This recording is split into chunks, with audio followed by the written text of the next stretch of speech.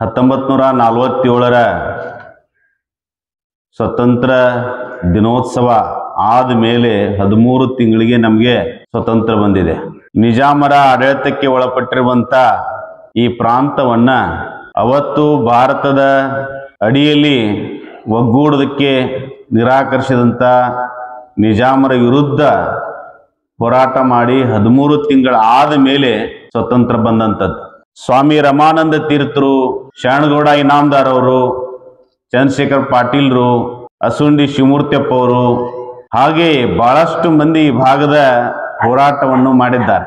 ಆ ಹೋರಾಟದ ಪರಿಣಾಮವಾಗಿ ನಮಗೆ 13 ತಿಂಗಳ ನಂತರ ಕಲ್ಯಾಣ ಕರ್ನಾಟಕ ಭಾಗ ಸ್ವತಂತ್ರವಾಯಿತು.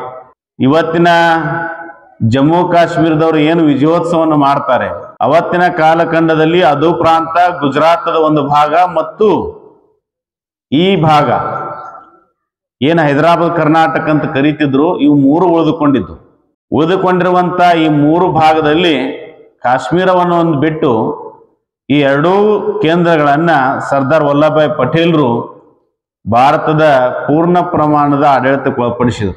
ಇವತ್ತು ಜಮ್ಮು ಕಾಶ್ಮೀರದಲ್ಲಿ ಕೂಡ ಮೊನ್ನೆ ನಡೆದಂತ ಸ್ವಾತಂತ್ರ್ಯ ದಿನೋತ್ಸವದ ಆಚರಣೆ ಅತ್ಯಂತ ಹರ್ಷವನ್ನು ತಂದುಕೊಟ್ಟಂತ ಕ್ಷಣ. ಹಾಗೆ ನಮಗೂ ಕೂಡ ಅತ್ಯಂತ ಹರ್ಷವನ್ನು ತಂದುಕೊಟ್ಟಂತ ಕ್ಷಣ. ಕಲ್ಯಾಣ ಕರ್ನಾಟಕದ ಈ ಭಾಗದಲ್ಲಿರುವಂತ ಇತಿಹಾಸ ಬಹಳ ದೊಡ್ಡದಿದೆ. 1857ರ ಭಾರತ ಸ್ವತಂತ್ರ ಸಂಗ್ರಾಮಕ್ಕೆ ಮೊದಲಿಗೆ ಹೋರಾಟದ ಕಿಚ್ಚನ್ನು ಹಚ್ಚಿದವರು ಸುರಪುರಿನ ರಾಜ ವೆಂಕಟಪ್ಪ ನಾಯಕರು. ಆತನ ವಯಸ್ಸು 24 ವರ್ಷ. ಅವನ ಅತ್ಯಂತ ವೀರಾವೇಶದ ಹೋರಾಟ ಇಡೀ ದೇಶದ ಉದ್ದಗಲಕ್ಕೂ ಕಿಚ್ಚನ್ನು ಪ್ರಾರಂಭ ಮಾಡಿತು. ಅಂತಹ ಕಲ್ಯಾಣ ಕರ್ನಾಟಕ ಪ್ರಾಂತಕ್ಕೆ 13 ತಿಂಗಳ ತಡವಾಗಿ ಸಿಕ್ತು. ಒಂದೇ ಒಂದು ಕ್ಷಣ ಆಲೋಚನೆ ಮಾಡ್ರಿ, ಸರ್ದಾರ್ ವಲ್ಲಭಭಾಯಿ ಪಟೇಲ್ರು ಅವತ್ತು ಡಿಫೆನ್ಸ್ ಮಿನಿಸ್ಟರ್ ಆಗಿರ್ಲಿಲ್ಲ ಅಂದ್ರೆ, ಹೋಮ್ ಮಿನಿಸ್ಟರ್ ಆಗಿರ್ಲಿಲ್ಲ ಅಂದ್ರೆ, ಅವ್ರು ಬರದೇ ಇದ್ದಿದ್ರೆ ನಾವು ಇನ್ನೂ ಕೂಡ ಒಂದು ರೀತಿಯ ದಾಸ್ಯದ ಗುಲಾಮ್ಗಿರಿಯ ಪದ್ಧತಿಯಲ್ಲಿ ಇರ್ತಿದ್ವಿ.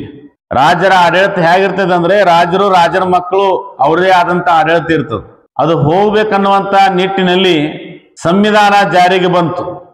ಸಂವಿಧಾನದಲ್ಲಿ ನಾವು ಕೂಡ ಸೇರ್ಕೊಂಡ್ವಿ. ಇವತ್ತು ನಮ್ಮವರು ಕೂಡ ದೇಶದ ಪ್ರಧಾನಿ ಆಗ್ಬೋದು, ಮುಖ್ಯಮಂತ್ರಿ ಆಗ್ಬೋದು, ಎಲ್ಲದಕ್ಕೂ ಕೂಡ ಅವಕಾಶಗಳು ಆದ್ರೆ ಅದೇ ಆಡಳಿತನೇ ಮುಂದುವರೆದಿದ್ರೆ ನಾವು ಅತ್ಯಂತ ಹೀನಾಯವಾದಂತ ಸ್ಥಿತಿಯಲ್ಲಿ ಇರ್ತಿದ್ವಿ. ಇವತ್ತಿಗೂ ಕೂಡ ಮೈಸೂರು ಪ್ರಾಂತದವರು, ಬೇರೆ ಬೇರೆ ಭಾಗದವರು ನಮ್ಮನ್ನ ನೋಡುವಂತ ಭಾವ ಇನ್ನೂ ಬದಲಾವಣೆಗಳಿಲ್ಲ ಈ ಕಾಲಖಂಡಕ್ಕೂ. ಆದ್ರೆ ರಾಜರ ಆಡಳಿತನೇ ಇತ್ತು ಅಂದ್ರ ಬೆರಳೆಣಿಕೆ ಜನರಿಗೆ ಶಿಕ್ಷಣ ಸಿಗ್ತಿತ್ತು, ಅಥವಾ ನಾವು ಬೇರೆ ರಾಜ್ಯಕ್ಕೆ ಹೋಗ್ತಿದ್ವಿ, ಇಂಥ ಎಲ್ಲಾ ದುಸ್ಥಿತಿಗಳು ಬರ್ತಿದ್ವು. ಅದೆಲ್ಲವನ್ನು ಕೂಡ ಮನಗಂಡಂತ ಸರ್ದಾರ್ ವಲ್ಲಭಭಾಯಿ ಪಟೇಲ್ರು ಅವತ್ತು ಗಟ್ಟಿಯಾದಂತ ನಿರ್ಧಾರವನ್ನು ಮಾಡಿ, ನಿಮ್ಮ ಗುಂಡಿನ ಸದ್ದು ಏನಾದ್ರೂ ಆಗೋದಿದ್ರೆ ನನ್ನ ಹೃದಯಕ್ಕೆ ಆಗಲಿ, ನಮ್ಮ ಜನರಿಗೆ ಬೇಡ ಅನ್ನುವಂತ ನಿಟ್ಟಿನಲ್ಲಿ ಅವತ್ತು ಗಟ್ಟಿಯಾದಂತ ಹೋರಾಟವನ್ನು ಮಾಡಿದ ಕಾರಣಕ್ಕಾಗಿ ಇವತ್ತು ನಮಗೆ ಕಲ್ಯಾಣ ಕರ್ನಾಟಕದ ವಿಜಯೋತ್ಸವ ಆಗ್ತಾ ಇದೆ. ಸನ್ಮಾನ್ಯರಾದಂತ 371J ಅನ್ನು ತಂದಂತ ಅವತ್ತಿನ ಸರ್ಕಾರದವರು ದಶಮಾನೋತ್ಸವವನ್ನು ಮಾಡ್ತಾ ಇದ್ದಾರೆ.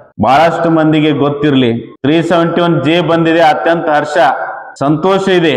ಆತ್ಮೀಯ ಗುರುವಿನಿಂದ ಅದರ ಬಗ್ಗೆ ಸುದೀರ್ಘವಾಗಿ ಆಲೋಚನೆಯನ್ನು ಮಾಡಬೇಕು. 10 ಮಂದಿಗೆ ನೌಕರಿ ಸಿಗ್ತಿದ್ರೆ 8 ಮಂದಿಗೆ ಕಲ್ಯಾಣ ಕರ್ನಾಟಕದವರು ಸಿಗ್ಬೇಕನ್ನುವಷ್ಟರ ಮಟ್ಟಿಗೆ ಅವರು ಆಡಳಿತವನ್ನು ಮಾಡಿದ್ದಾರೆ. ಆದ್ರೆ 8 ಮಂದಿಯಲ್ಲಿ ಕಲ್ಯಾಣ ಕರ್ನಾಟಕದ ಆಯ್ಕೆ ಆಗ್ಬೇಕನ್ನುವಂತ ಒಂದು ನಿರ್ಣಯವಿದೆ. ಆದ್ರೆ ನಮ್ಮವರ ಹತ್ರ ಇನ್ನೂ ಅಷ್ಟು ಪ್ರೌಢತೆ ಬಂದಿಲ್ಲ. ಮೊನ್ನೆ ಆದಂತ CET ಶಿಕ್ಷಕರ ಹುದ್ದೆಗಳು ಇನ್ನೂ ಬಹಳಷ್ಟು ಖಾಲಿ ಇರೋದಕ್ಕೆ ಕಾರಣ ಏನಂದ್ರೆ, ಬೆಂಗಳೂರಿನಂತಲ್ಲಿ ಮೈಸೂರಿನಂತಲ್ಲಿ ನಡೆದಿರುವಂತ ಚರ್ಚೆ ಏನಂದ್ರೆ, ಬಾಗಲಕೋಟದವರು ಮತ್ತು ವಿಜಯಪುರದವರು ಕಲ್ಯಾಣ ಕರ್ನಾಟಕ ಭಾಗವನ್ನೇ ಸೇರ್ಬೇಕು, ನಮಗೆ ಬಹಳಷ್ಟು ಅವಕಾಶಗಳು ಸಿಗ್ತವೆ ಅನ್ನುವಂತ ಒಂದು ಧಾವಂತ ಇದೆ. ಬರೇ ಹೋರಾಟವನ್ನು ಮಾಡಿದ್ರೆ ಪರಿಪೂರ್ಣತೆ ಆಗೋದಿಲ್ಲ. ಮಕ್ಕಳನ್ನು ಕೂಡ ಆ ನಿಟ್ಟಿನಲ್ಲಿ ನಾವು ತಯಾರು ಮಾಡ್ಬೇಕು. ಬಹಳ ಅಂದ್ರೆ ಒಂದು ಶಾಲೆಯಲ್ಲಿ 3 ಜನ ನೇಮಕ ಆಗಿದ್ದಾರೆ, ಇನ್ನ 7 ಸೀಟುಗಳು ಖಾಲಿ ಇವೆ. ಅದು ಹೀಗೆ ಮುಂದುವರೆದ್ರೆ ಮಕ್ಕಳ ವಿದ್ಯಾಭ್ಯಾಸದ ಕೊರತೆಯೂ ಒಂದ್ ಕಡೆ ಉಂಟಾಗುತ್ತೆ, ಒಂದ್ ಕಡೆ ನಮ್ಮವರಿಗೆ ಸಿಗಬೇಕಾದಂತ ಹಿರಿಯರು ಮಾಡಿದಂತ 371J ಲಾಭ ಅದನ್ನು ಕೂಡ ಒಂದು ರೀತಿಯ ಕೊರತೆಯನ್ನ ಕಾಣ್ತದೆ. ಅದಕ್ಕಾಗಿ ಮಕ್ಕಳಲ್ಲಿ ಒಂದು ಜ್ಞಾನದ ಪ್ರೌಢತೆ, ಇನ್ನೊಂದು ದೇಶಭಕ್ತಿ ಮತ್ತು ಜಾತಿಯ ಇವತ್ತಿನ ಧರ್ಮದ ಗೊಂದಲಗಳೇನಿವೆ ಯಾವತ್ತಿಗೂ ಕೂಡ ವರ್ಗದ ಕೋಣೆಯಲ್ಲಿ ಯಾವುದೇ ಗುರುವೃಂದದವರು ಅದ್ರ ಬಗ್ಗೆ ಚರ್ಚೆ ಮಾಡಬಾರ್ದು. ಅವರವ್ರದೇ ಆದಂತ ಪರಂಪರೆಗಳು, ಆಚಾರ ವಿಚಾರಗಳು ಅವು ಶಾಲೆಯ ಆವರಣವನ್ನು ಬಿಟ್ಟಿರಬೇಕು ಹೊರತು ಶಾಲೆಯ ಆವರಣದಲ್ಲಿ ನಡೀಬಾರ್ದು. ದೇಶ, ಧರ್ಮ, ಸಂಸ್ಕೃತಿ ಅನ್ನುವುದು ಭಾರತೀಯ ಪರಂಪರೆಯ ಒಂದು ಹೆಗ್ಗುರುತು. ಅದರ ಭಾವೈಕ್ಯತೆ ಇರಬೇಕು. ಶಾಲೆಗಳಲ್ಲಿ ಅದು ಎಂದಿಗೂ ಬರಬಾರದು. ಸರ್ದಾರ್ ವಲ್ಲಭಾಯ್ ಪಟೇಲ್ರು ಅವತ್ತು ಯಾವುದನ್ನ ಮಾಡೋದಕ್ಕೆ ಹೊಂಟಿದ್ರು ಅವರಲ್ಲಿ ಸ್ಪಷ್ಟವಾದಂತ ಗಟ್ಟಿಯಾದಂತ ನಿರ್ಧಾರ ಇತ್ತು. ಭಾರತೀಯ ಪರಂಪರೆಯ ದೇಶ, ಭಾರತದ ರಕ್ಷಣೆ ನಮ್ಮೆಲ್ಲರ ಹೊಣೆಗಾರಿಕೆ ಅನ್ನುವಂಥ ನಿಟ್ಟಿನಲ್ಲಿ ಅವರು ಅವತ್ತು ಈ ಭಾಗವನ್ನ ನಿಜಾಮ ಆಡಳಿತಕ್ಕೆ ಒಳಪಟ್ಟಿದ್ರು ಕೂಡ ಅರಸಂದ್ರೆ ಅರಸನೇ ಅಂತ ತಿಳಿದುಕೊಂಡು ಅವನಿಂದ ಅಧಿಕಾರವನ್ನ ಮೊಟಕುಗೊಳಿಸಿ ನಮ್ಮೆಲ್ಲರನ್ನ ಸ್ವತಂತ್ರಗೊಳಿಸಿದ್ದಾರೆ. ಅದರ ಆಲೋಚನೆಗಳನ್ನ ಪಾಠ ಬೋಧೆ ಮಾಡುವಾಗ ನಾವು ಯಾಕೆ 17ನೇ ತಾರೀಕಿಗೆ ಧ್ವಜವನ್ನು ಆರಿಸ್ತೀವಿ ಅನ್ನುವಂತ ಗಟ್ಟಿಯಾದಂತ ಮಾತುಗಳನ್ನು ಹೇಳದೆ ಹೋದ್ರೆ ಮುಂದೊಂದು ದಿವಸ ಈ ಭಾಗದಲ್ಲಿ ಗೊರಟ ಹತ್ಯಾಕಾಂಡ ಆಗಿದೆ, ಮಾಗಾವದಲ್ಲಿ ಹತ್ಯಾಕಾಂಡ ಆಗಿದೆ, ಕಮಲಾಪುರದಲ್ಲಿ ಆಗಿದೆ, ಬೇರೆ ಬೇರೆ ಪ್ರಾಂತಗಳಲ್ಲಿ ಆಗಿದೆ.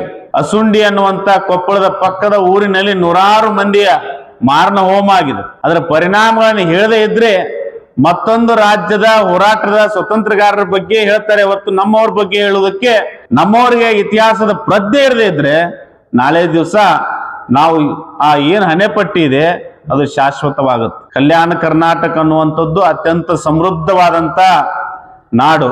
ಇಲ್ಲಿ ಎಲ್ಲದಕ್ಕೂ ಕೂಡ ಜ್ಞಾನಕ್ಕೆ, ಸಂಪತ್ತಿಗೆ ಎಲ್ಲವಕ್ಕೂ ಕೂಡ ಮುಂಚೂಣಿಯಲ್ಲಿದೆ. ಆ ನಿಟ್ಟಿನಲ್ಲಿ ಸರ್ದಾರ್ ವಲ್ಲಭಾಯ್ ಪಟೇಲ್ರು ಅವತ್ತು ಏನು ಅವರು ಇದನ್ನ ಸ್ವತಂತ್ರಗೊಳಿಸಿದ್ದಾರೆ. ನೀವು ಸೌರಾಷ್ಟ್ರಕ್ಕೆ ಹೋದ್ರೆ ಸೋಮನಾಥನನ್ನು ನೋಡಿ ಭಕ್ತಿಯ ಅರ್ಪಣೆಯನ್ನು ಮಾಡ್ತೀರಿ.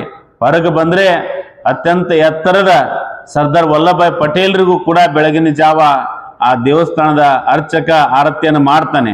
ಆತೊಬ್ಬ ದೇಶಭಕ್ತ, ರಾಷ್ಟ್ರಭಕ್ತ, ತನ್ನ ಬದುಕನ್ನ ಈ ದೇಶಕ್ಕಾಗಿ ಮುಡುಪಿಟ್ಟುಕೊಂಡಂತವನು ಅನ್ನುವಂಥ ಭಾವಕ್ಕೆ ಆತ ಆರತಿಯನ್ನು ಮಾಡ್ತಾನೆ. ಅದಕ್ಕೆ ಪ್ರತಿಯೊಂದು ಕ್ಷಣದಲ್ಲಿಯೂ ಕೂಡ ನಾವು ಸರ್ದಾರ್ ವಲ್ಲಭಾಯ್ ಪಟೇಲ್ರನ್ನ, ತಾಯಿ ಭಾರತಿಯನ್ನ ನೆನಿಬೇಕು.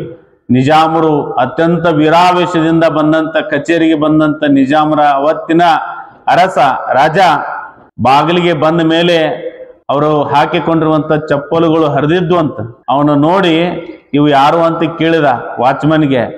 ಇವು ವಲ್ಲಭಾಯ್ ಪಟೇಲ್ರು ಇವೆ. ಅಷ್ಟು ವೀರಾವೇಶದಿಂದ ಎಲ್ಲ ರೀತಿಯಿಂದ ಬಂದಂತವನು ಆ ಕ್ಷಣಕ್ಕೆ ಅವರನ್ನ ಆ ಚಪ್ಪಲುಗಳನ್ನ ನೋಡಿದ ಮೇಲೆ, ಪಾದಕಿಗಳನ್ನ ನೋಡಿದ ಮೇಲೆ ಮಾತುಗಳು ನಿಂತು ಹೋಗ್ತಾ ಒಳಗೆ ಬಂದು ಯಾವುದನ್ನು ಕೂಡ ಮಾತನಾಡದೆ ತನ್ನ ಇಡೀ ಅಧಿಕಾರವನ್ನ ಹಸ್ತಾಂತರವನ್ನ ಮಾಡಿಕೊಟ್ಟು ಹೋಗ್ತಾನೆ. ಯಾವ ಕಾರಣಕ್ಕಂದ್ರೆ ಬಟ್ಟೆಯಿಂದ, ಅಲಂಕಾರದಿಂದ ಮನುಷ್ಯ ದೊಡ್ಡವನಾಗುವುದಿಲ್ಲ, ಅವನ ನೈತಿಕ ಬಲದಿಂದ ದೊಡ್ಡವನಾಗ್ತಾನೆ ಅನ್ನೋದನ್ನ ನಾವು ಯಾವತ್ತಿಗೂ ಕೂಡ ಮರೆಯೋ ಹಾಗಿಲ್ಲ. ಅಂತ ಗಟ್ಟಿಯಾದಂಥ ಹೋರಾಟಗಾರರು ಸರ್ದಾರ್ ವಲ್ಲಭಾಯ್ ಪಟೇಲ್ರು.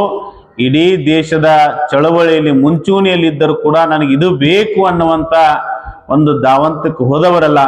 ದೇಶ ಸಮೃದ್ಧಿ ಆಗಲಿ ಅಂತ ಕನಸು ಕಂಡಂತ ಮಹಾನ್ ವ್ಯಕ್ತಿ.